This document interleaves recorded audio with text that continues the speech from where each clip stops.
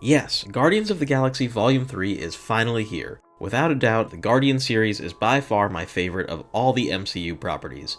There's something about the characters that just gets me each time. I've been waiting for this grand conclusion for years, and I couldn't wait to see it. Just to say it right away, I loved it. These are my first impressions that I'm typing up right after getting home from the theater. I saw it opening night, Thursday, May 4th. I have highly enjoyed the other two movies in the Guardians of the Galaxy series, and this one is no exception. The characters all get a chance to shine, even more minor ones like Kraglin get their big moment in the spotlight. Acting is really good amongst the cast too. Everyone has grown to fit very well into their roles at this point, and I really enjoyed the chemistry between characters. The Guardians spent the big Infinity War and Endgame crossovers either split apart or sidelined, so this is the first real chance we get to see the full team in action since Volume 2. There are a wide range of emotions shown, and you can see the bonds between characters. They all feel like a real group of friends and found family. Even with the time gap since we last saw them, the characters still have a lot of development to go through in this movie, and it's handled so well. Speaking of characters, I want to draw attention to the two new breakouts of this movie. The first is Adam Warlock, who was teased at the end of Volume 2. I heard this character was a big deal, but didn't really know about him. I wasn't sure what to expect, but found him to be a cool addition and very funny, although I feel like he didn't really get to do too much and was barely in the movie, but I was satisfied with what I saw. However, the biggest standout was the High Evolutionary. This dude is one of the greatest Marvel villains by far. I hesitate to say the absolute best. At the very least, he's right up there with Thanos and the Green Goblin. He steals the show when he's on screen with his unpredictable nature. He is absolutely irredeemable, with an extremely evil presence and a twisted way of thinking. The movie really makes you hate him and want to see him be taken down. I don't want to spoil anything, but he certainly proves to be a huge threat. This is how you do a villain.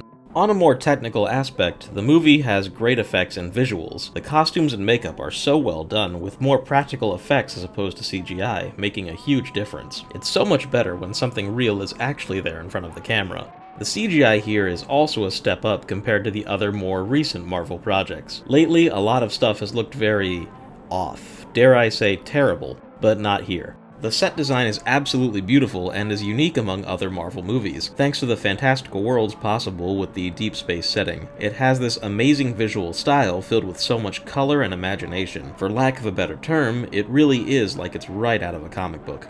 Of course, you can't talk about Guardians of the Galaxy without mentioning the legendary soundtrack. Unfortunately, I have to admit that this time I wasn't that impressed. Although I can't say for sure if I'm just biased because the last movies had introduced me to a lot of new songs, but for this movie I knew a lot of the songs already. There are still some deep cuts, but it feels like this movie has a lot more popular songs used. Another minor nitpick is that trailers for past Guardians films used a song absent from the film, Spirit in the Sky for Volume 1, and Fox on the Run for Volume 2. They weren't in the movie, but still included on the official soundtrack, like a bonus.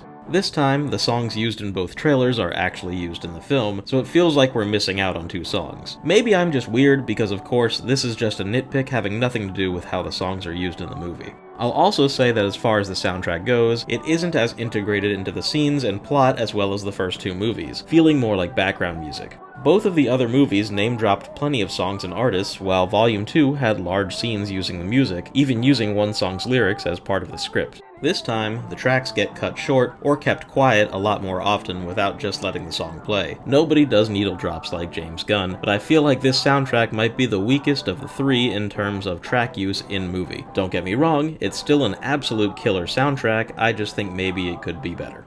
Guardians of the Galaxy Volume 3 is without a doubt one of the best Marvel projects to date. I'd go as far as to say it's the best one since Infinity War. That's saying a lot because I very much enjoyed Multiverse of Madness and No Way Home. In fact, I would say that the Guardians movies as a whole are some of the best superhero movies period. Each entry is filled with character development and depth that simply isn't seen in a lot of other modern comic films. Volume 3 continues this trend by being deeply emotional, visually imaginative, funny, and filled with the adequate amount of fan service that will both please fans of the comics and movies. Characters and plot points are wrapped up nicely in this movie, giving every character fitting closure to become the best version of themselves, proving that the Guardians of the Galaxy are the best written characters in all of Marvel.